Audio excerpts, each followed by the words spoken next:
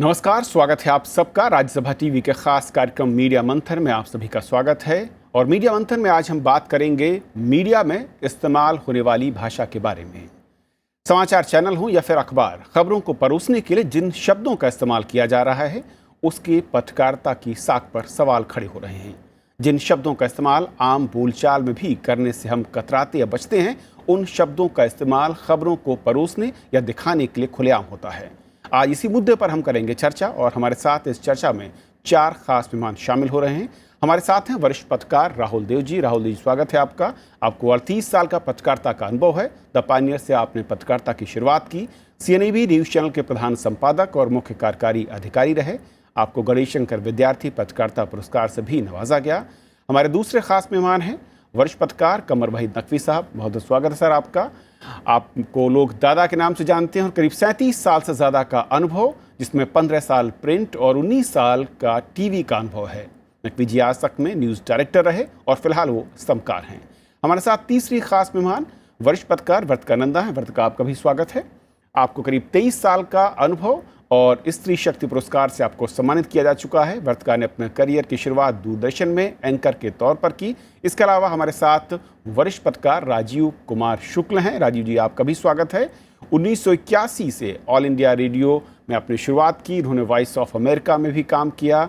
और इन 4 मेहमानों के साथ हम 3 सवालों पर आज चर्चा करेंगे। हमारे सवाल हैं आज के, पहला सवाल कि मीडिया की आज की भाषा कितनी सही या फिर कितनी गलत है।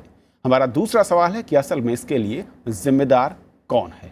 और तीसरा कि इस भाषा का असर समाज पर क्या पड़ रहा है या फिर क्या पड़ेगा भविष्य में। इन्हीं सवालों के इर्द गिर्द हम चर्चा की शुरुआत कर रहे हैं। सबसे पहला सवाल, और शुरुआत में करूंगा नकवी साहब आपसे, क्योंकि पत्रकारिता के दौर और टीवी चैनल्स 24 आवर की, अगर मैं बात करूँ 24 घंटे का जो दौर शुरू हुआ, उसमें आपने एक ब्रांड को एक स्थापित किया, उसको वृहद पैमाने पर शुरू करवाया। आज की जो भाषा है, कई लोग कहते हैं कि ये भाषा गलत है, कुछ लोग कहते हैं कि ये भाषा वो है जो आम आदमी समझ रहा है। आपकी नज़र में कितनी सही है आज की भाषा या फिर कितनी गलत आप मानते हैं? आम आदमी समझ रहा है, ये तो भाषा की पहली शर्त है कि आम आदमी समझे उसको। और जब टीवी चैनलों की शुरुआत हुई और ख़ासतौर से टीवी न्यूज़ बुलेटिन की शुरुआत हुई और जब आज तक की शुरुआत हुई, तो उसमें भाषा पे बहुत काम मैंने भी किया। और ये ख़ास मकसद था कि भाषा को आम लोगों तक पहुंचाया जाए। लेकिन आम लोगों तक जाने वाली भाषा हमेशा सस्ती भाषा हो, ये नहीं होता। भाषा सरल होनी चाहिए और आसान होनी चाहिए। तो आसान होना और सरल होना और सस्ता होना, घटिया होना, बाजारू होना और फुटपाथी भाषा होना, दोनों में बहुत फ़र्क है। तो मुझे लगता है कि आजकल भाषा जो है दूसरे रास्ते पर चल रही है। आसान होते होते उसको काफ़ी एक तरह से फुटपाथी तौर पे वो हो गया। और इसका कारण भी है, इसका कारण ये है कि आज न्यूज़ चैनलों में भाषा को लेकर के कोई चेतना नहीं दिखती है, भाषा को लेकर के कोई कोशिश नहीं दिखती है। और मैं कहूँगा कि इसका सीधा सीधा सबूत ये है कि किसी भी न्यूज़ चैनल के संपादकीय विभाग में आप चले जाइए, आप देखिए कि वहाँ उनके न्यूज़ रूम में कोई शब्दकोश मिलता है कि नहीं मिलता। आपको किसी न्यूज़ रूम में शब्दकोश नहीं मिलेगा। ये इस बात का सबूत है कि भाषा को लेकर के जो संवेदनशीलता होनी चाहिए टीवी चैनलों में या उसके संपादकों में, वो अब नहीं रही है। राहुल जी, भाषा जिसके बारे में नकवी जी का जो कहना है कि असल में सरल तो हो लेकिन वो बाजारू ना हो, वो आम आदमी की जन तक पहुंचने वाला तो हो, उसके दिलों में उतरने वाला तो हो, लेकिन वो चलताऊ ना हो। कैसे देखते हैं आज की भाषा को और आज के मीडिया को आप? भाषा के 2 पक्ष हैं। एक पक्ष तो ये है कि वो सरल है, कठिन है, उसका ये जो शैली वाला पक्ष है। दूसरा पक्ष है उसको आप उसका व्याकरण और उसकी लिपि से संबंधित वो एक दूसरा पक्ष है कि किस तरह के शब्द हैं, वो शब्द कैसे हैं, हम शब्द जो दे रहे हैं वो उसी भाषा में दे रहे हैं या आजकल जैसे रोमन का प्रयोग बहुत ज़्यादा हो गया, ये भी हिंदी पत्रकारिता में ही हो रहा है। ये हम अंग्रेज़ी में नहीं पाते कि वो हिंदी या देवनागरी में कुछ वो छाप दे, असंभव है ये। लेकिन हम ये आम करते ऐसा करते हैं कि हमने अब कुछ नामों को, कुछ शब्दों को रोमन में जो लिखे जाते हैं उनको हिंदी का ही बना दिया ज़बरदस्ती ठोक कर। दूसरा पक्ष है कि किस तरह के शब्दों का प्रयोग हम कर रहे हैं, हमारा शब्द प्रयोग, शब्दों का इस्तेमाल करने की शैली और उससे निकलने वाली बात यानी कथ्य, ये उसका मैं कहूँगा ये तीसरा पहलू है। पहला किस तरह के शब्द चयन, हमारा शब्द चयन क्या है, और शब्द चयन के माध्यम से हम किस तरह की बात हम पहुँचा रहे हैं, हमारा कथ्य क्या है, मंतव्य क्या है। तो आज की भाषा तो मैं समझता हूँ कि भाषा की हत्या का काम, हमारे हिंदी चैनलों की जो भाषा है वो भाषा की हत्या का काम ज़्यादा कर रही है, उसको आगे बढ़ाने का, उसको समृद्ध करने का बिल्कुल नहीं कर रही है। और दुख ये है, जैसा नकवी ने कहा, कि ये सरल भाषा के नाम पे लोगों की आम तथा कथित आम फहम भाषा के नाम पर हो रहा है, जबकि ये बिल्कुल आम फहम भाषा नहीं, ये बाजारू भाषा है और ये बहुत एक भ्रष्ट और अपाहिज भाषा है जो लोगों के न सिर्फ भाषा बिगाड़ रही है, उनके दिमाग भी बिगाड़ रही है, उनके संवाद की शैली भी बिगाड़ रही है। वर्तिका, वाकई क्या भाषा का कत्ल एक तरीके से हो रहा है, लेकिन जब समाचार पत्रों के या फिर टीवी के जो चैनल्स हैं उनके संपादकों से बात होती है तो आमतौर पर एक ही जवाब होता है कि हम वो भाषा इस्तेमाल करते हैं जो आम आदमी आसानी से समझता है। बिल्कुल, ये सबसे अच्छा बहाना है। असल में जब टेलीविज़न की शुरुआत हुई, दो जो सबसे बड़े मंतव्य थे, सूचना को देना, ज्ञान को देना। तीसरा जब हिस्सा जुड़ा वो था मनोरंजन का। मनोरंजन के नाम पर हमें सारे बहाने मिल गए और सारे दरवाजे खुल गए। हमें लगा कि हम ये कहें कि हिंदी एक क्लिष्ट भाषा है, आसानी से समझी नहीं जा सकती, आसानी से लिखी नहीं जा सकती। ये बहाना अंग्रेज़ी का पत्रकार कभी नहीं करता। अंग्रेज़ी पत्रकारिता कभी ये नहीं कहती कि बड़ा मुश्किल सा है, इस भाषा के साथ हम कैसे प्रयोग करें या कैसे लिखें। हिंदी की दुनिया ये मानकर चली कि ये मुश्किल है। दूसरी बात, ऐसा हुआ क्यों? ऐसा इसलिए हुआ कि जब निजी चैनल आने लगे, जब तक दूरदर्शन का वर्चस्व था, दूरदर्शन शायद ये मान रहा था कि अगर आपने सूचना देनी है या मनोरंजन भी देना है तो भाषा की जो सादगी है वो बनी रहे। निजी चैनल प्रतियोगिता के साथ आए और बहुत से लोग जब हिंदी चैनल शुरू कर रहे थे तो वो अंग्रेज़ी के बाज़ार से लोगों को लाए। जब अंग्रेज़ी का बाज़ार हिंदी के बाज़ार में आया तो अपनी शर्तों के साथ आया। उसने हिंदी सीखने से परहेज़ किया, उसने हिंदी को रोमन में लिखना शुरू किया। वो ये नहीं समझ पाया कि कार्रवाई और कार्यवाही दो शब्द हैं, मसला और मसाला दो अलग शब्द हैं। वो नहीं समझ पाया, उसने हिंदी को लिख दिया तेज़ी के साथ और उसने टेलीप्रॉम्प्टर से उस भाषा में पढ़ना शुरू किया जो हिंदी की अपनी लिपि नहीं थी। पर विज्ञापन का बाज़ार ये भी जान रहा था कि राजनेता हिंदी बोलने लगे। आप देखिए, दक्षिण भारत से लेकर उत्तर भारत तक कई ऐसे नेता जिन्हें हिंदी नहीं आती थी, उन्होंने हिंदी के बाज़ार को बढ़ते देखा, उन्होंने हिंदी पढ़नी शुरू की और बोलनी शुरू की। लेकिन हमारा दुर्भाग्य रहा कि हिंदी का जो न्यूज़ रूम है, जिसकी वजह से हिंदी का बाज़ार बढ़ रहा था, उसने हिंदी के व्याकरण को शुद्ध करने के लिए या हिंदी को सीखने के लिए वो कोशिश नहीं की जो हो सकती थी। राजीव साहब, टीवी की बात करूं या प्रिंट की बात करूं, आज के दौर में तो एफएम चैनल जिसके साथ आपका जुड़ाव रहा है और आप बेहतर समझा पाएंगे, असल में यही कारण या फिर ये दिखता है हकीकत कि सब कुछ बेचने की इतनी जल्दबाजी है कि आप भाषा के व्याकरण को भूल जाइए, शब्दकोश को भूल जाइए और जिसे कहते हैं कि ट्रांसलेट या फिर जो एक होता है सिस्टम, उसको आप फॉलो करते हैं, उसके बाद अर्थ का अनर्थ हो जाए या उसका असर कहीं कुछ और पड़े, उससे फ़र्क नहीं पड़ता। देखिए, हम लोग, जब मैं काशी विश्वविद्यालय में पत्रकारिता का छात्र था तो पत्रकारिता की भाषा के बारे में तथ्य परखता, वस्तुनिष्ठता, जो कि उसके समाचार के गुण हैं, उनकी चर्चा होती थी। और साथ साथ ये था कि भाषा को लेकर, क्योंकि वाराणसी में बाबूराव विष्णु पराड़कर एक ऐसे बड़ी हस्ती हुए हैं जिन्होंने पत्रकारिता की भाषा के बहुत से मानक तय किए और वहाँ इसकी चर्चा अक्सर होती थी। तो जो बात हम लोग शुरू से कर रहे थे कि भाषा अच्छी और सहज और शैली में आकर्षक, लेकिन साथ साथ संप्रेषण में कुशल, यानी जो बात आप सामने वाले तक पहुँचे। क्योंकि जब भी हम माध्यम में, जनसंचार माध्यम में काम कर रहे हैं तो ज़रूरी है कि हमारी बात पहुँचे।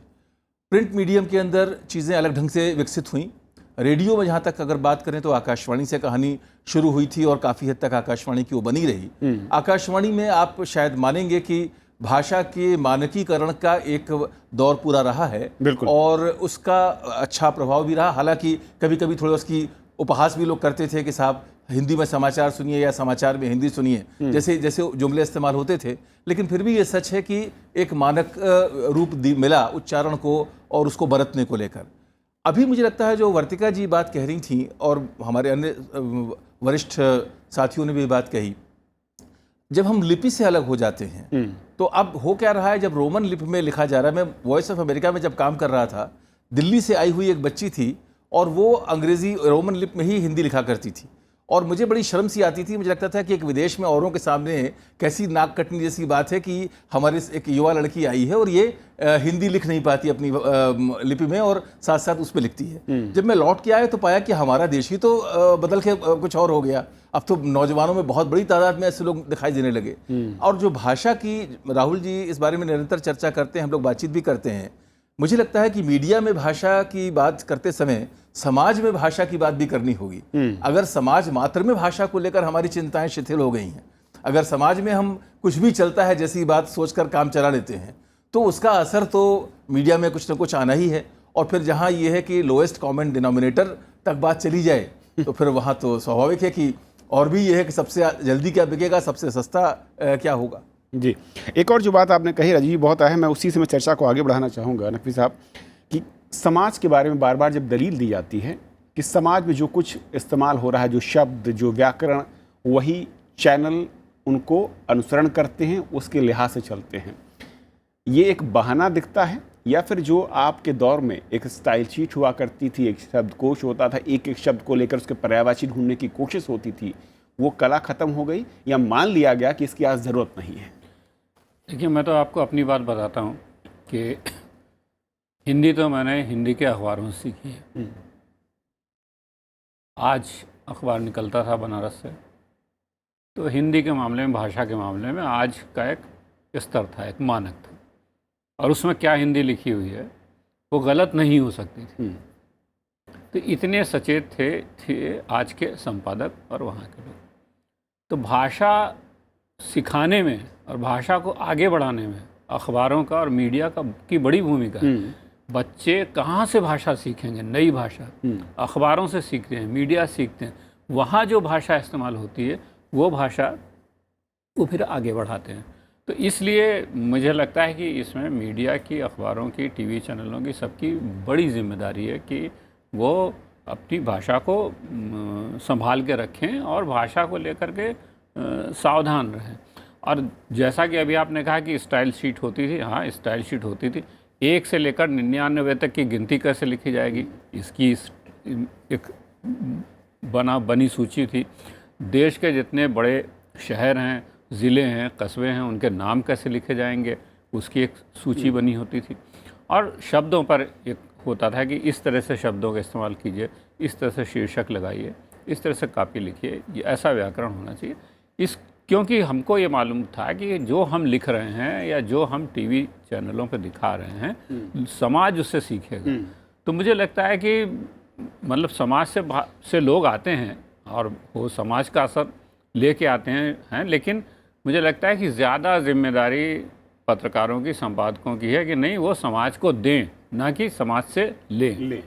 वर्तिका, ये बहुत अहम बात जो कर रहे हैं कि असल में जिस तरीके से बदलाव हुआ, या चैनल्स और प्रिंट से लेकर एफएम तक ने अपने आप को ढालने की कोशिश की, वहाँ पर अब आज के दौर में हम देखते हैं कि उत्तेजना फैलाने वाले शब्द, हिंसा को बढ़ावा देने वाले शब्द, आपको सीधे सीधे युद्ध या उन्मादी करने वाले शब्द, ये तेज़ी के साथ बढ़ गए हैं।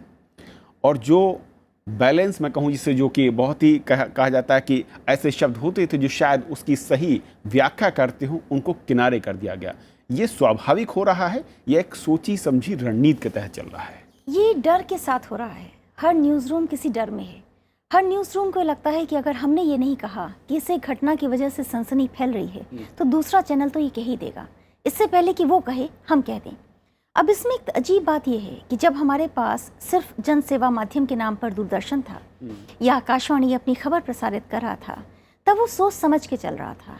कई बार खबर की गति कम होती थी, लेकिन आमतौर पे वो विश्वसनीय समाचार माने जाते थे।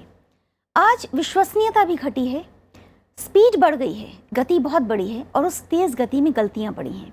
आप याद कीजिए, एक दौर था जब आकाशवाणी में या कहीं भी कोई ऐसी गलती आती थी तो क्षमा याचना आती थी। मुझे याद है, जैसे रुकावट के लिए खेद है हम अक्सर देखते थे, वैसे एक माफ़ीनामा कि हाँ कुछ गलती है तो वो मान लिया जाता था। आज गलती का होना स्वाभाविक माना जाता है। कोई चैनल आसानी से सामने आकर ये नहीं कहता कि कल हमने ये शब्द या आज हमने इस बुलेटिन में ये शब्द, ये वाक्य या ये जो हमने कहने का प्रयास किया वो भाव गलत था, क्योंकि ये माना जा रहा है कि इस तेज़ गति में लोग भूल जाएंगे। ऐसा होता नहीं, क्योंकि दर्शक देख रहा है और दर्शक अब बहुत चौकन्ना है और दर्शक के पास बहुत से विकल्प हैं। पहली बात तो ये लगती है। दूसरी बात ये कि इस डर और इस प्रतियोगिता के बीच में हम ये मानते हैं कि न्यूज़ रूम का काम है कहानी को बताना। हम एक स्टोरी टेलर हैं, हम खबरों के कथक, एक कथावाचक हैं। कथा बताते हुए अगर भाषा में संयम कहीं हट भी गया तो कोई बात नहीं, क्योंकि अंततः आप एक खबर के ज़रिए आप उस बाज़ार को चौंकाने की कोशिश कर रहे हैं, जिसकी वजह से आपके पास बाज़ार चल कर आएगा, यानी कि विज्ञापन आएगा। तो वो जो चेतना है और वो जो एक तरह की जो एक स्वाभाविक गंभीरता होनी चाहिए, उसके घटने की वजह से मैं समझती हूँ कि भाषा की हड़बड़ाहट हम सब के लिए बड़े चिंता का विषय है। लेकिन यहाँ एक और बात है, जैसे अभी नकवी साहब ने कहा, ये बात सही है, स्टाइल शीट नहीं होती, लेकिन ये भी बात है कि एक और अगर आप ऑब्जर्व करें, किसी भी न्यूज़ रूम में अब कोई पुस्तकालय भी नहीं होता, कहीं किताबें नहीं पढ़ी होती, कहीं कोई आपको 5 किताब भी नहीं दिख जाएगी जो कि पत्रकारिता से संबंधित हो। तो हम ना पढ़ना चाहते हैं, ना हम कुछ समय बिताना चाहते हैं उस भाषा के साथ जिस भाषा के ज़रिए हम एक बड़े मंच पर जा रहे हैं। और जो आते भी हैं नौकरी के लिए, उनको हम इस आधार पर आंकते हैं कि वो कहाँ से पढ़ कर आए, 5W1H को जानते हैं या नहीं जानते हैं, और वो खबर को तुरंत लपक पाएंगे कि नहीं। उनके चयन का आधार भाषा होता ही नहीं है। राहुल जी, एक बड़ा दुखद पहलू, और कई मैं जो तमाम साइट से वहाँ पर देख भी रहा था, लोगों ने लिखा कि असल में कुछ तो ऐसे शब्द विन्यास और कुछ ऐसे पूरे के पूरे जो मैं कहूँ कि वाक्य थे, उनका अर्थ ही बदल दिया गया, उनको इस तरीके से इस्तेमाल किए जाने लगा कि उनका जो असर है वो बहुत नकारात्मक होने लगा है। कई सारे सिंबल जो हम यूज़ करते हैं, इस्तेमाल करते हैं भाषा के तौर पर, उनका भी इस्तेमाल अपने तरीके से, अपने सहूलियत के लिहाज से किया गया। यानी क्या पूरी तरीके से जो आज के दौर की पत्रकारिता की भाषा है वो व्याकरण की पूरी जो एक नींव थी उसको हिला रही है? क्या भाषा के जो आपने कहा कि हत्या की कगार तक पहुंचाने की जो कोशिश है वो पूरी तरीके से दिखती, तो फिर जिम्मेदारी है किसकी है? पहली बात तो ये कि नकवी ने जैसा कहा कि हमारे संपादकों ने, टीवी के हों या अखबारों के हों, उन्होंने ये मानने से ही अब इनकार कर दिया है कि पत्रकारिता की भूमिका हर माध्यम में लोक शिक्षक की होती है। वो अपने को शिक्षक की भूमिका में मानने को तैयार ही नहीं है। इसकी नैतिक जिम्मेदारियों को वो स्वीकार नहीं करना चाहते, लेकिन मजबूरी ये है कि वो स्वीकार करें या न करें, लेकिन वो भूमिका मीडिया निभाता है, उससे वो बच ही नहीं सकता, क्योंकि उसकी प्रकृति ऐसी है। इसलिए भाषा और तमाम बहुत सारे गंभीर पक्ष हैं पत्रकारिता के, भाषा के, उसमें भाषा जिसमें एक चीज़ है, उसके प्रति भी कोई नैतिक और बौद्धिक जिम्मेदारी, सामाजिक जिम्मेदारी मानने को वो स्वीकार तैयार नहीं है। बात केवल चिन्हों के दुरुपयोग की या शब्दों के दुरुपयोग की नहीं है कि मैं कथ्य पे अब आता हूँ। भारतीय सेना इस नाग के फल को कुचल डालो, ठोक दो, मार डालो, आग लगा दो। ये क्या किसी अखबार की भाषा है? ये उकसाने वाली भाषा, ये खास उन्माद, आपने खुद कहा, पैदा करने वाली भाषा, ये हिंसा जगाने वाली भाषा और ये प्रतिहिंसा जगाने वाली भाषा है। ये समाचार की, विमर्श की भाषा नहीं है। ये तो अपराध है भाषा के साथ, और पत्रकारिता के साथ अपराध है कि कोई भी पत्रकारिता का मंच इस तरह की भाषा का इस्तेमाल करे। तो ये शब्दों का दुरुपयोग है, ये लोगों की भावनाओं को भड़काने और उनको दोहने की कोशिश करने का ये अपराध हैं। इसके और अलावा कोई शब्द नहीं है, और इस अपराध की कोई सज़ा नहीं मिल रही है। सज़ा होनी चाहिए, ये हमारे लिए एक चुनौती है, क्योंकि बिना डर के ये लोग समझने वाले नहीं हैं। ये दूसरी भाषाओं को देखिए आप जिन्हें हम विकसित टीवी बाज़ार कहेंगे, आप अंग्रेज़ी को ले लीजिए, आप BBC ले लीजिए, CNN ले लीजिए, फॉक्स ले लीजिए, किसी को ले लीजिए, वहाँ पर आपको ये अनर्गल, ये अराजकता भाषा की नहीं दिखेगी। ये एक पक्ष है। दूसरा पक्ष ये है कि हिंदी के अधिकांश एंकर और संवाददाता, उनकी अपनी हिंदी ऐसी हो गई है कि वो एक वाक्य केवल हिंदी बोलने में अब असमर्थ हो गए हैं, और वो अब इसी हिंदी को, इस अपाहिज, घटिया, मिलीजुली हिंदी को, इंग्लिश को, वो अपने सुनने वालों के लिए स्वीकार्य और मानक बना रहे हैं। तो सबसे बड़ा खतरा ये है कि अब जो अगली पीढ़ियां जो हमारे टीवी चैनलों को देखकर बड़ी हो रही हैं, उनकी भाषा ही अब ऐसी हो जाएगी तो सोचिए कि 2 पीढ़ियों बाद क्या होगा। ये बहुत अहम बात है, बहुत एक मैं कहूँ कि भविष्य को लेकर बड़ी चिंता भी है। राजीव जी, जो राहुल जी कह रहे हैं बहुत अहम है कि हम असल में जिस तरीके की बातों को और भाषा के ज़रिए जो कुछ परोस रहे हैं, जिम्मेदारी तो कोई लेने को तैयार नहीं, और सबके सब एक बचने का बहाना देते हुए कई अलग अलग दूसरे पर आरोप लगाने की बात होती है, लेकिन प्रभाव जो है ये बहुत ख़तरनाक है आज के समाज में। और कुछ लोग ये भी कहते हैं कि भाषा के हिंसक होने से समाज हिंसा की तरफ बढ़ने लगता है। क्या वाकई यकीन करते हैं इस पर आप? मैं सहमत हूँ इस बात से, क्योंकि हालांकि बहुत सी चीज़ें मिल करके अपना प्रभाव पैदा करती हैं, लेकिन अगर इसी बात में वापस थोड़ा सा लौटा जाए तो आपने कहा कि शिक्षण की कोई नैतिक भूमिका है, इसे मानने से बहुत से हमारे वरिष्ठ लोग, संपादक लोग अब इससे सहमत नहीं है या इसको स्वीकार नहीं करना चाहते। तो मैं यहाँ ध्यान दिलाना चाहूँगा कि आचार्य रामचंद्र शुक्ल ने साहित्य के उद्देश्य में लोक मंगल की चर्चा की थी। तो जो लोक मंगल का अर्थ ये है कि जो सबके लिए कल्याणकारी हो और लोगों को आगे बढ़ने में मदद करे, उनके सर्वांगीण कल्याण का रास्ता उससे प्रशस्त हो। हम लोग भी चर्चा करते हैं कि जो लोक सेवा प्रसारक है, लोक सेवा प्रसारक के लिए 3 विशेष उद्देश्य माने जाते हैं: सूचना, शिक्षा और मनोरंजन। तो ये शिक्षा का भाग भी उसमें शामिल है और सूचना भी सूचना की शैली में होनी चाहिए। दरअसल बात घूम फिर कर वहीं आती है कि एक समाज के रूप में हम उपयोगितावादी भाषा, व्यावसायिकता में पूरी तरह से फंसी हुई भाषा को एक एक आदरणीय मूल्य के रूप में स्वीकार कर रहे हैं, या हम अच्छी भाषा लिखना और बोलना, जो कि हमारे बचपन में कभी हमने इसको देखा था, चाहे हमारे माता पिता हों जिनका खुद ज्ञान, कुछ के माता पिता बहुत पढ़े लिखे होते थे, उस ज़माने में बहुत के माता पिता पढ़े लिखे नहीं भी होते थे, लेकिन बच्चे अच्छी तरह से पढ़े लिखें, और उस अच्छे पढ़े लिखे होने का एक मतलब, कहते कितने सारे मुहावरे हैं कि जब आदमी मुंह खोलता है तो उसकी असलियत खुल जाती है। बिल्कुल।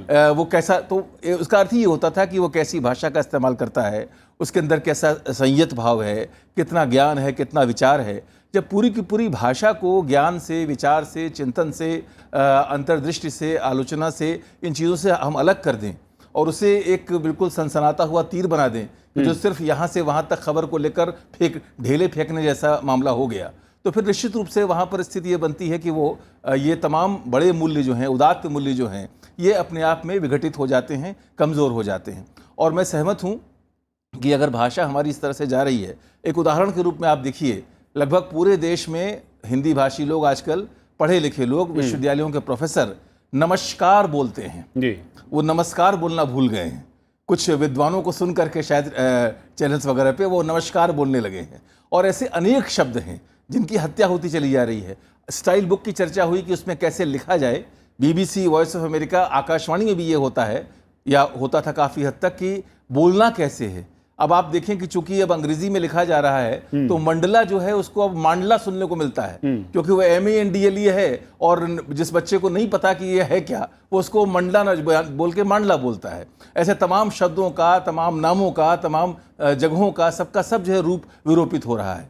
तो निश्चित रूप से, और हिंसा की बात जो राहुल जी ने कही बिल्कुल सही है, क्योंकि जब विचार शून्यता की स्थिति है, डंबिंग डाउन इसे हम कहते हैं, और लोगों के अंदर एक तरह का उन्माद, वो उन्माद बेसिकली ये हो सकता है कि आप खरीदवाना चाहते हैं, बिल्कुल, आप चीज़ों को बेचना चाहते हैं, और उसी, लेकिन वो उन्माद जब पैदा होता है तो वो अपना और तरह के उन्माद ही पैदा करता जाता है। जी, वक्त का दूसरा, लेकिन मैं छोटा सी रिएक्शन चाहूँगा नकवी साहब आपका भी और उसका राहुल जी।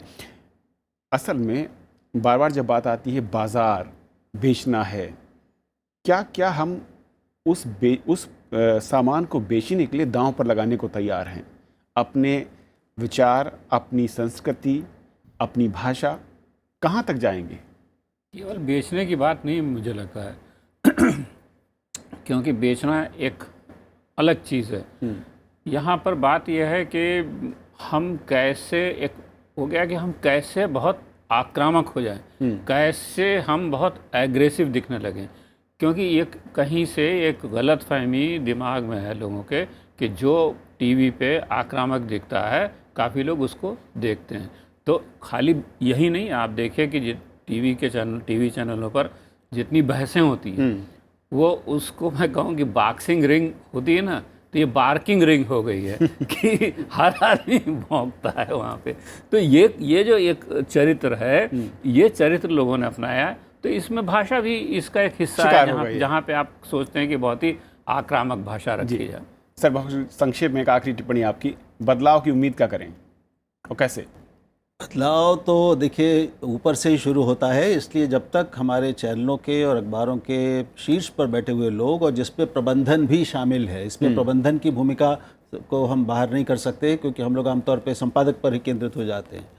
तो प्रबंधन और संपादक जब तक वो ये नहीं समझेंगे कि उनकी एक सामाजिक जिम्मेदारी है, भाषा उनकी सामाजिक जिम्मेदारी का एक हिस्सा है, और भाषा के माध्यम से जो कह रहे हैं और कैसे कह रहे हैं, ये उनको अगर शालीन और मर्यादित उसको नहीं करेंगे और केवल टीआरपी बटोरने या केवल गर्मी पैदा करने के लिए और जोश पैदा करने के लिए वो ये हर पत्रकारिता के हर बुनियादी मूल्य को नष्ट कर देंगे, तो अंततः वो एक सामाजिक अपराधी करवाएंगे। उनको आज सफलता भले ही मिल जाए, लेकिन इतिहास उनको क्षमा नहीं करेगा। आप चारों मेहमानों का हमारे साथ इस अहम मसले पर जुड़ने के लिए और चर्चा करने के लिए बहुत बहुत शुक्रिया। लेकिन साथ ही जो एक संकेत है भविष्य को लेकर, वो बहुत अहम है कि असल में जब भाषा खत्म होगी या फिर भाषा का विघटन होगा, तो उसका असर समाज पर होगा। उसका आप अंदाज़ा लगा सकते हैं, और उसे बदलने के लिए इस भाषा को बचाना ज़रूरी होगा। बहुत बहुत शुक्रिया आप सबका, और आज के इस मीडिया मंथन में फिलहाल इतना ही। नमस्कार।